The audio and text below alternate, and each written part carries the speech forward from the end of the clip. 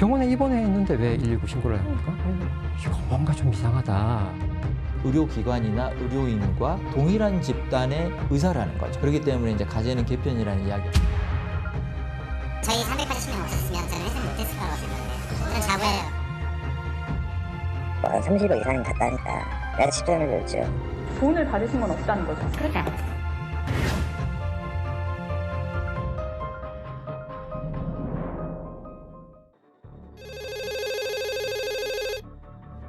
2년 전 어느 날 119에 걸려온 전화 한 통.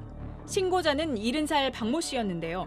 숨이 막혀서 죽을 것 같다며 호흡곤란을 호소합니다. 그런데 좀 이상합니다. 박 씨는 이미 요양병원에 입원 중인 환자였던 겁니다. 119 근무자가 거듭 간호사한테 말하라고 하는데도 박 씨는 병원 측이 기다리라고 한다며 통화가 끊겼습니다. 아침 10시의 기록입니다. 이상하잖아요. 병원에 입원해 있는데 왜 119 신고를 합니까? 그래서 이거 뭔가 좀 이상하다. 휴대전화를 보면은 이 전화를 끊고 난 다음에도 119를 눌렀던 흔적은 있습니다. 박 씨는 그날 다른 병원으로 옮겨졌지만 이튿날 숨지고 말았습니다. 발목 수술을 한 뒤 재활을 위해 요양병원에 입원한 지 2달여 만입니다. 날벼락을 맞은 유족은 슬퍼할 겨를도 없이 큰 충격에 빠졌습니다. 대학병원 기록을 보니까 엄마가 다닐 때만 하더라도 문제가 있다라는 기록은 없더라고요. 어머니의 몸 상태가 갑자기 나빠진 건 요양병원에 들어간 뒤부터였습니다. 입원 당시 98%로 정상이었던 산소 포화도가 사망 직전 85%까지 떨어진 겁니다. 정상 범위를 10%포인트나 밑도는 저산소증에 빠진 건데요. 이렇게 되면 숨쉬기가 힘들 수밖에 없는데 어쩐 일인지 요양병원 기록에는 46일간의 호흡수가 한결같이 1분당 20회로 적혀 있습니다. 85일 때 20으로 돼 있죠. 이걸 갖다가 제 친구 의사가 보더니 2개 중에 1개는 거짓말이다라고 하더라고요. 왜냐하면은 산소 포화도가 이만큼 떨어지면은 사람이 이걸 갖다가 보상해주기 위해서 호흡수가 더 증가한대요. 의사 출신 변호사의 판단도 비슷했습니다. 저산소증으로 인해 호흡수가 평소보다 높아졌을 것으로 보이는데 호흡수가 1분당 20회로 기재된 건 허위 기록이라고 판단한 겁니다. 좀 더 열심히 밀착 감시해서 검사하고 촘촘히 따라다니면서 산소를 공급해주고 이렇게 응급처치를 촘촘하게 해줬더라면 우리가 생명을 또 연장할 수 있는 거 아니겠어요? 이처럼 의무 기록만 들여다봐도 병원의 잘못은 분명해 보였습니다. 그래서 유족은 진상을 확인하기 위해 의료분쟁조정중재원이라는 곳을 찾았는데요. 이런 일을 안 겪어보신 분들은 조금 생소할 수 있지만 이미 10년 전에 만들어진 보건복지부 산하 공공기관입니다. 보통 의료 분쟁을 법정으로 끌고 가면 소송 기간이 오래 걸리고 비용 부담도 크죠. 하지만 중재원은 처리 기간이 짧고 돈이 별로 안 듭니다. 조정 신청 비용이 아무리 비싸도 16만 원 정도, 절차도 120일 안에 끝나는 게 원칙입니다. 하지만 이렇게 좋다는 중재원에서 김 씨는 또 한 번 절망했습니다. 병원의 잘못이 쉽게 발견되는 기록을 보고도 중재원은 환자 진료에 부적절한 부분이 없어 보인다는 감정서를 냈습니다. 요양기관에서 이 정도 하면 되는 거 아니냐 하면서 그냥 책임이 없다라는 그냥 판단을 해주고 싶은 거예요. 의료인이 처벌받을까 봐. 그래서 감정을 그렇게 편파적으로 이제 하는 건데. 결국 김 씨는 조정을 취하하고 문제의 요양병원을 고소했는데요. 경찰은 병원의 의료법 위반 혐의를 확인해 검찰로 넘겼습니다. 산소 포화도가 떨어진 상황에서 실제 호흡을 측정하지 않고 허위로 의무 기록을 작성한 게 드러난 겁니다. 스트레이트 취재에 응한 의료진조차 부인하지 못하는 사실입니다. 호흡 이거는 그냥 그때는 아마 관례적으로 이렇게 20회씩 적었던 것 같아요, 간호사들이. 실제 측정하지 않으시고. 그러니까 이제 눈으로 보고 호흡까지는 다 재기는 힘들어요. 그것 때문에 아마 의료법 위반이 된 것 같습니다. 그런데도 중재원은 왜 엉터리 감정서를 썼던 걸까요? 유족이 따져 물었지만 대수롭지 않다는 반응입니다. 제가 대답해드릴 수 있는 부분은 감정서라는 게 한계가 존재할 수밖에 없는 부분은 있고요. 저희는 어쨌든 진료 기록 위변조에 대해서는 수사권이 없고. 심지어 중재원에 감정을 요청할 때마다 내용이 달라진다는 말도 들립니다. 변호사님들 중에도 그 의료사고를 많이 다루고 계시기 때문에, 그러니까 기존에 이제 중재원에서 받아온 감정서가 너무 엉터리여서 이제 그걸 다시 재감정을 요청하면 전혀 다른 내용으로 오는 경우들도 있고. 감정서만 제대로 나왔으면은 형사 고소나 이런 걸 갖다가 할 이유가 없었죠. 이게 첫 단추인데 이게 잘못돼 있으니까 그 다음 프로세스가 다 꼬여버리는 거예요. 굉장히 무책임해요. 조순정 씨도 4년 전 비슷한 일을 겪었습니다. 조 씨의 어머니는 부산의 한 병원에서 막힌 혈관을 뚫는 관상동맥 중재수를 받았는데요. 중재수를 한 번 예전에 하신 적이 있으세요. 그래서 이제 추가적으로 하신 부분이고, 또 그때 당시 어머니 또 컨디션이 되게 좋으셔가지고 주치의도 이제 권하셨어요. 그런데 막상 시술을 하고 나니 뜻밖의 상황이 벌어졌습니다. 통증이 있으시다고 하고 잠을 못 주무셨다고, 너무 아프다고 얘기를 하시더라고요. 그리고 구토도 너무 심하게 코랑 입으로 너무 토했다고. 2, 3일이면 좋아질 거라던 병원 측 말과 달리 어머니는 가슴 통증이 점점 심해졌고 혈압도 정상치를 크게 벗어났습니다. 허겁지겁 중환자실로 옮겨졌지만 시술 나흘 만에 끝내 숨졌습니다. 면회 시간 전에 병원에 전화가 온 거예요. 하시는 말씀이 어머니 상태가 별로 안 좋으시다. 주치의한테 물어보니까 가능성이 있겠냐고. 가능성이 없대요. 전문가들한테 맡겨 진료 기록을 감정해봤더니 의료진의 과실이 드러났습니다. 중재수를 받은 뒤 급성 심근경색 소견이 나타났고 혈액 검사에서도 심장 근육이 손상됐을 때 나타나는 증상을 보였습니다. 그런데도 당시 처방은 없었고 중환자실로 옮긴 후에도 당직 의사가 상주하지 않은 사실이 확인됐습니다.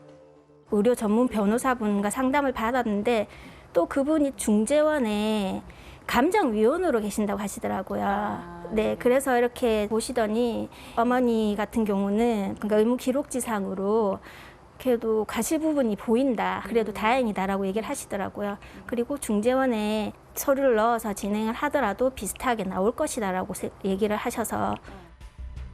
다른 누구도 아닌 중재원 감정위원회 조원. 조 씨는 의료사고임을 확신했습니다. 하지만 중재원에서 받아본 감정서에는 전혀 다른 말이 적혀 있었습니다. 심근경색은 1에서 3% 환자에서 발생하고 불가항력적인 합병증에 해당한다며 병원의 시술 후 경과관찰과 응급 상황 발생 후 응급처치에 부적절함은 없었다고 판단한 건데요. 피해자들이 가장 억울해하는 부분이 의료사고 내용을 알지 못해서 억울해하는 경우가 많아서 기록 분석을 저희가 굉장히 오랜 기간 했는데 저희 분석 결과와 감정서가 충돌되는 경우를 저희가 많이 보게 되거든요. 할 수 없이 조 씨는 소송으로 전략을 바꿨습니다. 법원이 지정한 대학병원에서 재감정을 받았습니다. 새로 받은 감정서에는 조 씨 어머니가 시술 이후 심근 이상 소견이 있을 수 있다며 심근 흐름을 좋게 하는 약물 투여가 필요한데도 기록에 의하면 시행 기록이 없다는 점이 명시됐습니다. 병원에 적절한 조치가 없었다는 거죠. 재판 결과도 뒤집혔는데요. 1심은 중재원의 감정서를 근거로 병원 측 손을 들어줬지만 2심은 대학병원의 감정서를 받아들여 병원이 조 씨에게 2,100만 원을 배상하라고 판결했습니다. 어머니가 숨진 지 3년 만이었습니다. 결국 이 감정서 하나 때문에 너무 더 길게 이렇게 소송 기간이 더 길어져 버렸어요. 이 감정서에 대한 반박까지도 저희가 해야 돼요. 만약에 이제 뭐 이런 사고가 발생했을 때 이제 중재원은 그냥 가지 말라고 얘기를 하겠죠. 네, 차라리 그냥 소송으로 가라고 얘기를 할 거예요. 보신 것처럼 이 감정서 한 장이 의료 분쟁의 승패를 좌우할 때가 많습니다. 그런데도 공공기관이라는 이 중재원의 감정서를 믿을 수 없다는 게 현실인데요. 왜 그럴까요? 중재원의 조직은 크게 감정부와 조정부 이렇게 둘로 나뉩니다. 조정 사건이 들어오면 감정부에서 회의를 열어 감정서를 쓰고 조정부는 이걸 근거로 결론을 냅니다. 감정부는 종합병원처럼 정형외과, 내과, 산부인과, 치과 등 9곳으로 나뉘어 있습니다. 분쟁이 생긴 병원의 진료기록부와 의사소견서, 처방 내역 등을 근거로 진단과 처치, 경과 관찰 과정의 적절성을 평가하고 사망 원인 등을 판단합니다. 감정서 작성에는 위원 5명이 참여하는데요. 최종 책임자인 상임위원은 의사가 맡습니다. 비상임위원 4명에도 의사 1명이 포함됩니다. 또 법조인 2명, 소비자 권익을 대표한다는 대학 교수 등이 나머지 1명을 채웁니다. 이렇게 비전문가들이 섞인 회의가 잘 될까 싶은데요. 내용이 워낙 복잡하고 바쁜 사람들이잖아요. 그렇게 되면 의료인들이 강력하게 주장하는 게 신빙성이 있어 보여요. 의료 전문성이기도 하고. 상임위원을 포함한 의사 2명이 의견을 내면 나머지 위원들은 따라갈 수밖에 없다고 합니다. 이 상임 감정위원은 무과실을 주장하는 경우가 대다수였어요. 과실을 주장하면 이제 논쟁이 붙죠. 변호사나 소비자위원은 뒤집을 만한 것을 내기가 어려워요. 감정서 작성을 위한 회의 2주 전쯤 각 위원들은 저마다 소견서를 씁니다. 각자 이걸 가져와서 협의를 하는 겁니다. 실제로 2017년 급성 담낭염으로 사망한 한 남성의 사건 관련 감정 소견서를 볼까요? 담낭염 등에 대한 의심을 하지 못하고 퇴원 조치하는 등 담낭 담석에 대한 조치가 다소 미흡하였기 때문으로 여겨짐. 담낭염에 관한 추가 검사가 없었던 점은 아쉬움. 급성 담낭염의 악화 때문에 오심과 구토가 간헐적으로 발생할 수 있다는 점을 고려하여 추가 검사가 이루어지지 않은 점은 부적절했다고 판단된다.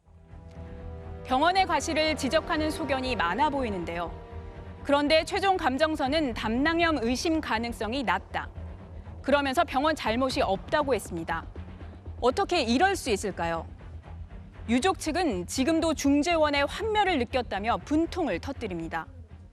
감정서에 과실 의견이 없으면 좀 이상하네 라는 느낌이었다면 전체적으로 다 보고 나서는 여기는 범죄 집단이네. 여기는 조직으로서 존재하면 안 되는 곳이다. 뭐 이런 정도의 사실은 이제 결론에 도달하게 됐죠. 또 다른 사례도 볼까요? 일단 회의에서는 이런 말들이 오갑니다. 수술상 문제가 있었다고 사료됨. 수술이 적절히 시행됐다고 보기 어려움. 하지만 감정서에는 수술 결과의 효과가 미흡하다고 해서 과실로 보긴 어렵다며 전혀 다른 결론이 나옵니다. 의사들의 잘잘못을 다른 의사들이 판단하는 구조. 애당초 이게 무리한 설정이었다는 지적이 높습니다.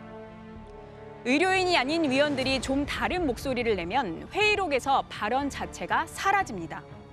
그 감정인이 이 의료사고를 초래한 그 의료기관이나 의료인과 동일한 집단의 의사라는 거죠. 맞아요. 그렇기 때문에 이제 가제는 개편이라는 이야기가 나오는 거죠. 저 같은 이제 비상임 감정위원들이 다른 방향으로 의견을 내면 그 의사들 출신의 이제 이 감정위원들이 굉장히 난색을 표하고 결국은 이제 본인들의 의견을 따라주기를 바라고.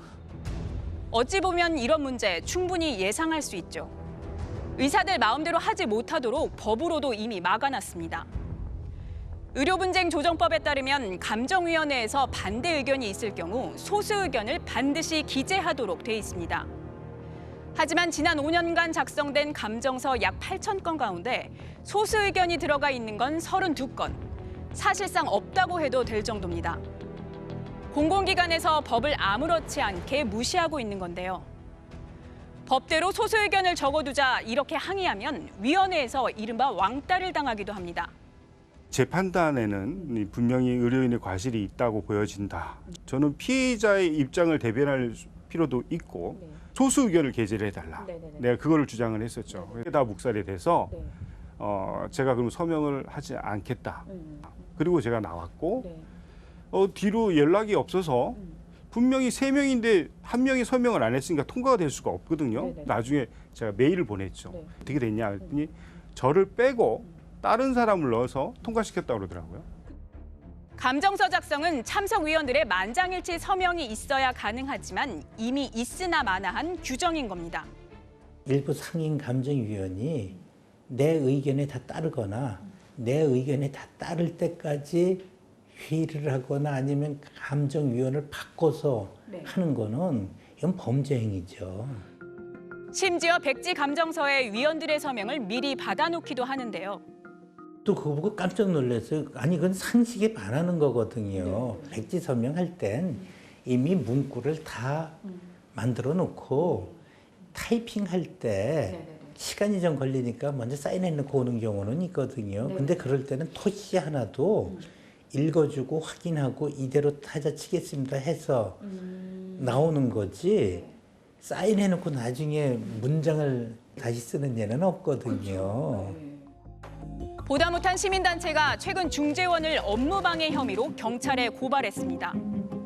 법 위반이에요. 합의된 의견이 나오지 않을 경우에는 소수 의견을 기재하도록, 감정서가 사실상은 분쟁조정원의 가장 핵심 사무인 거고 그 안에 거의 과실이 없고 있다고 해도 그걸 묵살하거나 빼거나 뭐 중요하지 않다거나 아니면 되게 허술하게 쓴다라고 했으면 이제 그런 감정서에서 뭐 적절한 보상 조정이 이루어진다고 볼 수가 없는 거죠.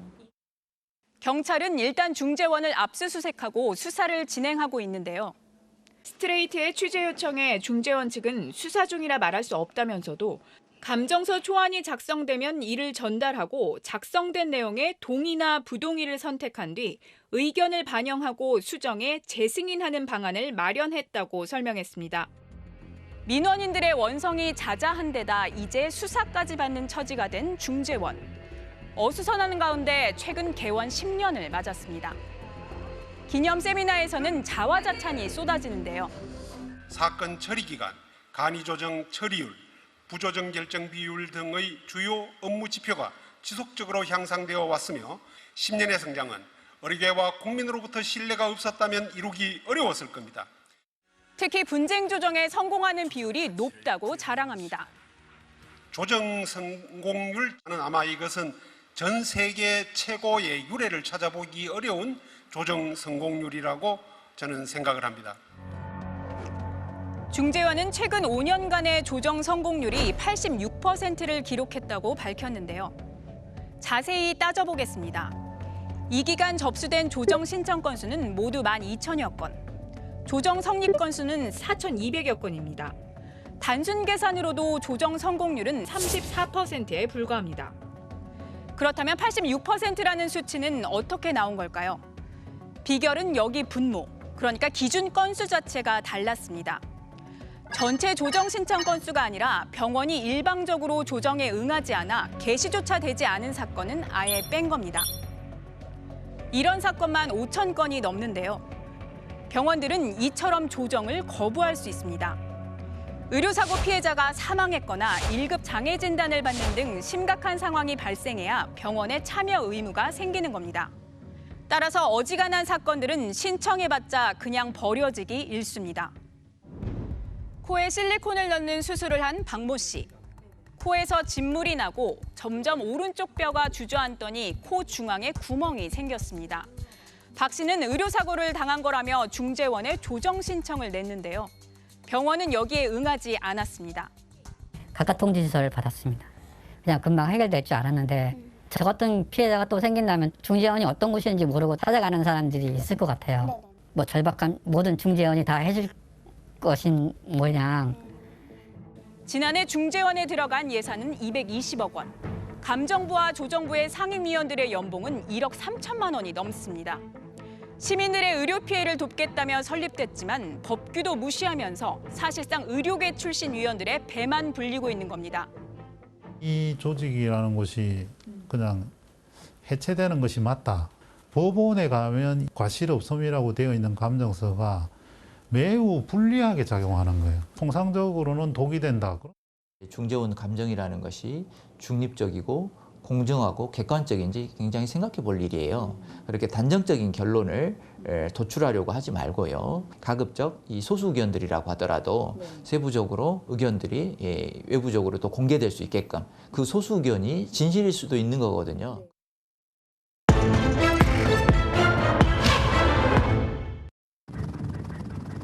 지난 2009년 8월 파업 76일째인 쌍용자동차 평택공장 옥상. 중무장한 경찰 특공대를 실은 컨테이너 석 대가 크레인에 매달려 옥상으로 올라갑니다. 내렸다. 노조원들에게 최루액을 뿌리며 옥상에 안착하자 수십 명의 특공대가 긴 진압봉을 휘두르며 몰려 나옵니다. 경찰관이 방패로 한 노동자의 뒤통수를 내리쳐 넘어뜨리고 짓밟습니다. 아, 저 때리는 거 봐. 밟아. 좀 어떡해. 심지어 이미 저항 의지가 없어 보이는 노조원을 서너 명이 둘러싸 수십 차례 밟고 때리기도 합니다. 그런데 파업 당시 경찰과 함께 폭력을 휘두른 조직이 또 있습니다. 쌍용자동차 사측이 고용한 경비용역업체 마린캅스입니다. 사측이 동원한 용역들이 노동자들이 점거하고 있는 도장 공장 주변으로 진입을 시도했고 이에 자극받은 해고 노동자들도 지게차를 앞세워 본관 쪽으로 밀고 내려오다 충돌한 겁니다. 용역과 경찰은 건물 옥상에 상주하며 진압 방법을 논의했습니다. 이거 하얀색 헬멧은 용역이에요. 그리고 노란색 헬멧은 사측 애들이에요. 경찰청 진상조사위원회의 조사 결과를 보면 사측 경비용역과 구사대가 쇠파이프를 들고 경찰과 함께 진입하거나 경찰과 경비용역, 구사대가 노조원을 함께 폭행하는 사진이 확인된다고 돼 있습니다. 경비용역업체가 경찰과 합동작전을 펼쳤다는 겁니다. 경비들이 그걸 소화기를 던졌어요. 소화기가 얼마나 걸 던졌는데 파업하고 있는 도둑이었는데 그 후배가 바로 그 본관 뒤에서 맞았습니다. 예. 이가 다 부러졌어요. 그래가지고 그때 진짜 유혈이 낭자할 정도로 저는 죽는 줄 알았어요, 사실은. 모두 경비업법 위반 사항입니다. 경찰의 전위대 같은 그런 목적으로 이 경비 용역들이 투입이 됐다. 그리고 불법적인 장비들을 사용해서 제압을 했다. 그리고 경찰은 수수방관하고 있었다. 사실 말이 안 되는 겁니다. 목적이 맞지 않는 것이고요. 결국 파업이 끝나고 마린캅스는 경비원 면허를 취소당했습니다. 하지만 이미 짭짤한 수익을 올린 뒤였습니다. 파업 기간 투입한 경비 인력은 380명. 쌍용자동차는 용역 한 명당 하루에 24만 7,500원을 지불했습니다. 불과 석 달 동안 마린캅스가 받아간 돈은 62억 원에 달했습니다. 10년이 지나서야 경찰청장은 쌍용차 파업 진압 과정에서 공권력 남용을 사과했습니다. 하지만 이 즈음 경찰의 폭력 작전을 함께했던 경비업체 측 관계자는 이렇게 얘기합니다. 저희 380명 없었으면 저는 회사를 못했을 거라고 생각해요. 저는 걸 자부합니다. 경찰이 그렇게 했을까요? 저는 자부해요. 불법적인 폭력 행사에 자부심까지 느낀다는 사람. 바로 마린캅스의 운영진이었던 선모 씨입니다. 지난 2018년과 2019년 선 씨가 쌍용자동차 관계자들을 직접 찾아와 털어놓은 이야기를 녹음한 건데요. 이런 폭로도 나왔습니다. 내가 한 것만 해도 최하 내가 알기로도 30억 이상이 갔다니까. 내가 직전을 줬죠. 내가 장소도 기억하는데. 쌍용차 직원들에게 거액의 뇌물을 갖다 바쳤다는 내용입니다. 다시 말해 파업 동료들에게 폭력을 휘두른 업체가 있었는데 이들에게 용역 계약을 안겨주고 뒷돈까지 챙긴 사람들이 있었다는 뜻입니다. 스트레이트는 방금 나온 녹취를 비롯해 선 씨가 쌍용자동차나 용역업체 관계자들과 나눈 대화 녹음 등 여러 자료를 입수해 사실 여부를 따져봤습니다. 먼저 선 씨가 말한 비자금 조성 방식은 인건비 빼돌리기였습니다. 1인당 인건비 24만 7,500원 가운데 4만 원에서 4만 5천 원가량이 쌍용차 직원들에게 되돌아갈 리베이트였다는 겁니다. 4만 얼마씩 먹었어? 내가 알기로는 4만 5천씩 먹었어. 정확하게 나 지금 계산을 때려봐야 했는데.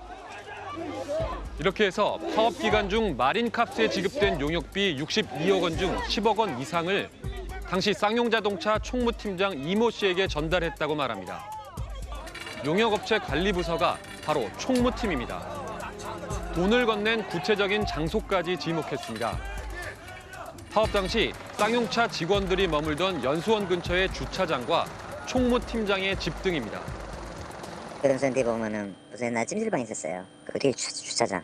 주로 거기. 그다음에 이제 현장이 안정화가 되고 나서는 내가 집 아파트 똥 선 씨가 총무팀장 말고도 챙긴 사람이 있었습니다. 당시 총무팀 직원이었던 또 다른 이모 씨입니다. 어느 순간 야 이제 됐고 좀 챙겨줘라 그러더라고. 사실 내가 공식적으로 주라고 했을 때 내가 좋겠습니까? 그 전부터 내가 안 줬겠어? 내가 담배 가게다 내가 1,000만 원 내가 나갖고 주고 정식으로 보안대 하고 나서는 내가 매달 챙겼지. 매달 500씩 챙겼지. 선 씨는 또 용역업체 동업자와의 대화에서도 파업 기간 뇌물이 오간 이야기를 합니다. 2009년도 거 이후 거 싹 빼버리고 그거는 17억 없고. 천만 우리가 계약할 때 27만 5천 원 들어왔는데 24만 5천 원. 24만 5천 원 들어왔는데 저쪽에서 사모님이 요구해갖고 요청해갖고 우리가 17억 천 이렇게 해갖고 갖다 주기로 해갖고 회사에서 돈 빼가지고 내가 갖다 줬다. 그리고 우리는 한 2, 3억 받았다. 이렇게 끝내자. 상납은 파업이 끝난 이후에도 이어졌다고 합니다. 파업 끝나고는 인원이 180명 안정을 해서 연말까지 180명을 갔다고. 그때도 가격은 똑같았어요. 계속 계약을 유지할 수 있었기 때문이라고 합니다. 계약 유지해주잖아. 달라고 해야지. 이건 돈으로도 할 수 있는 영업이 아니에요. 대기업, 이 경비 일은 모든 회사의 어떤 노망이었고. 선 씨는 자기가 직접 관여한 뇌물만 10억 원이 넘고 총 뇌물 규모는 30억 원에 달할 거라고 주장했습니다. 하지만 마린캅스는 파업 당시 불법 행위로 경비원 면허가 취소됐고 당연히 계약도 끝났겠죠.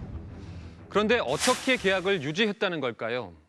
확인해 보니 2009년 8월 쌍용차는 새로운 경비 용역업체를 선정하기 위한 공개 입찰을 진행했습니다.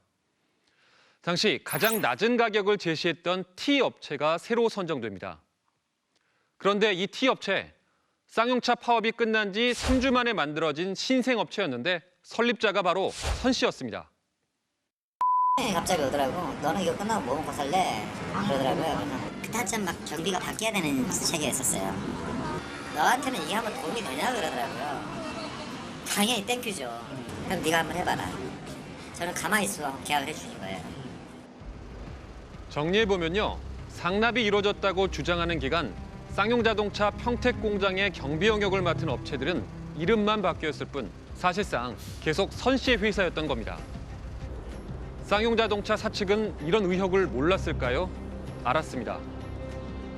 돈이 오갔다는 소문이 뒤늦게 퍼지면서 지난 2018년 10월 당시 최종식 사장이 감사를 지시합니다. 감사실은 저희가 들려드린 쌍용차 직원과 선 씨의 대화 녹취 일부도 확보했습니다.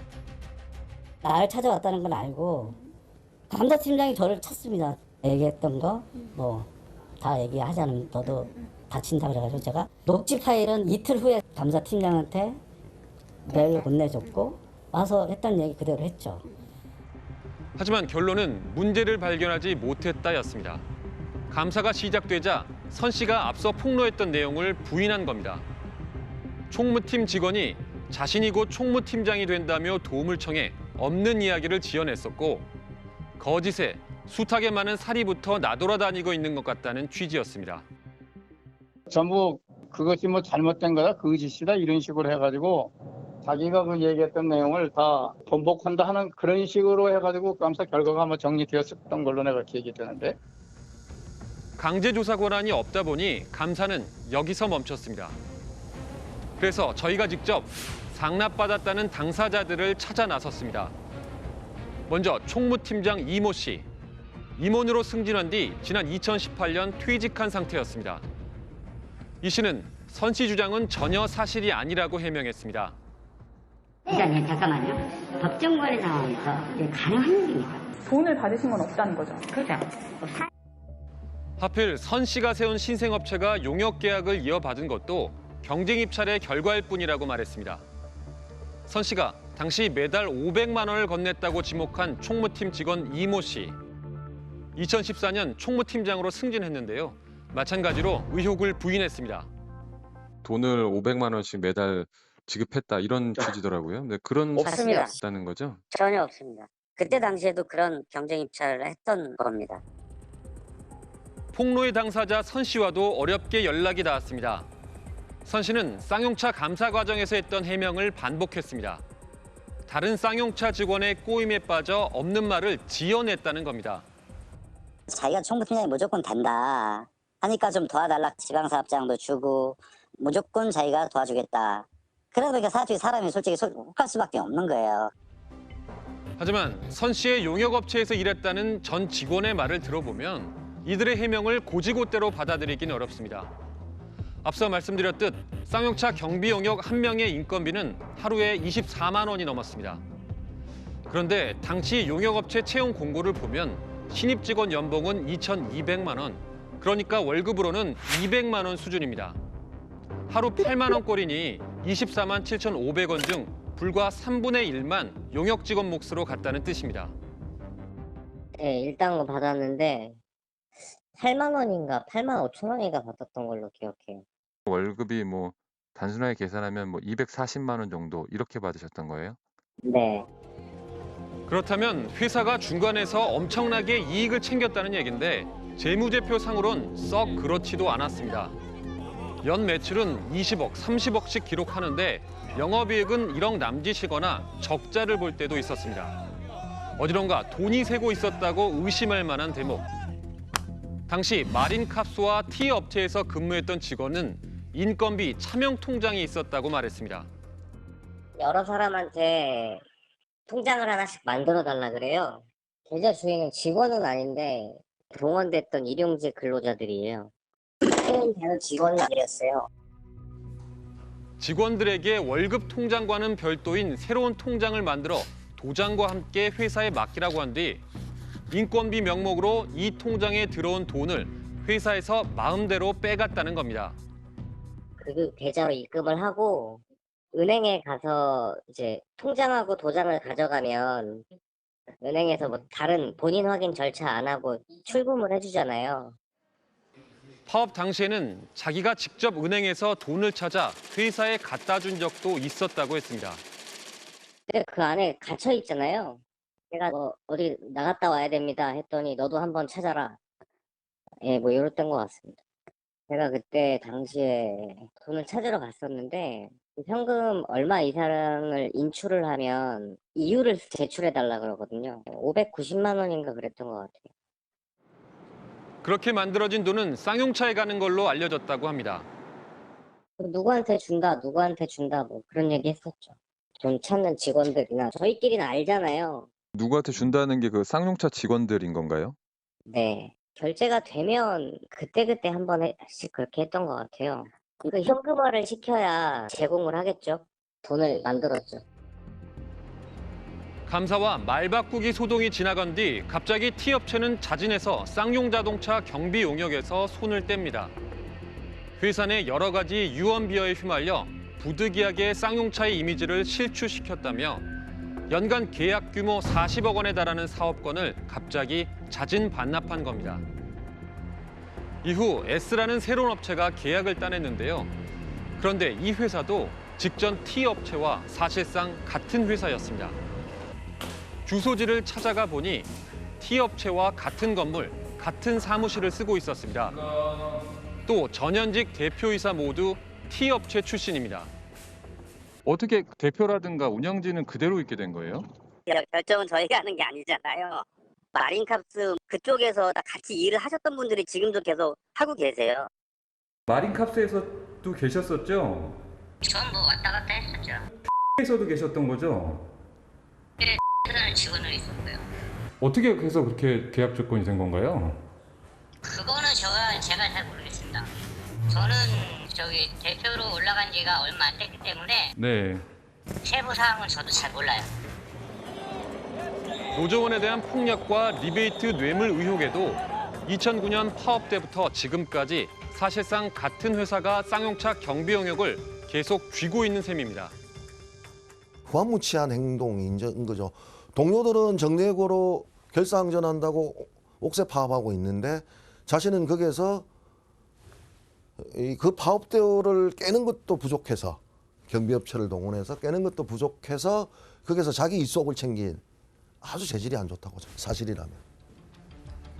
이에 대해 쌍용차는 2019년 사업권 반납 당시 고용 불안을 우려한 T 업체 직원들이 새로운 회사 S 업체를 설립하겠다고 제안해 수용했고 계약 기간이 끝난 후에는 공개 입찰을 통해 S 업체가 다시 경비업체로 선정된 것이라고 해명했습니다. 또 일방적인 주장을 근거로 확인되지 않은 의혹을 보도하면 쌍용차의 회생에 부정적인 영향을 초래할 것으로 우려된다며 보도에 신중한 판단을 요청한다고 밝혀왔습니다. 10여 년 전 많은 노동 현장과 철거 현장에서 용역경비업체들은 폭력을 휘둘러 왔습니다. 그 뿌리는 완전히 뽑히지 못한 채 이렇게 폐업과 개업을 반복하며 살아남아 있는 건데요. 현재 선 씨가 돈을 줬다고 지목했던 전현직 총무팀 임직원은 선 씨를 명예훼손으로 고소한 상태입니다. 폭력을 팔아 빼앗은 임금을 상납하며 기생해왔다는 용역업체. 그 검은 내박이 밝혀지는지 지켜보겠습니다. You find somewhere in between, shotgun rider, full-blown queen. Follow you like Galilee, Aphrodite seldom seen. Take me to the place you run from the most, and I'll be there to slay your ghost, so you don't have to fight alone, fight alone.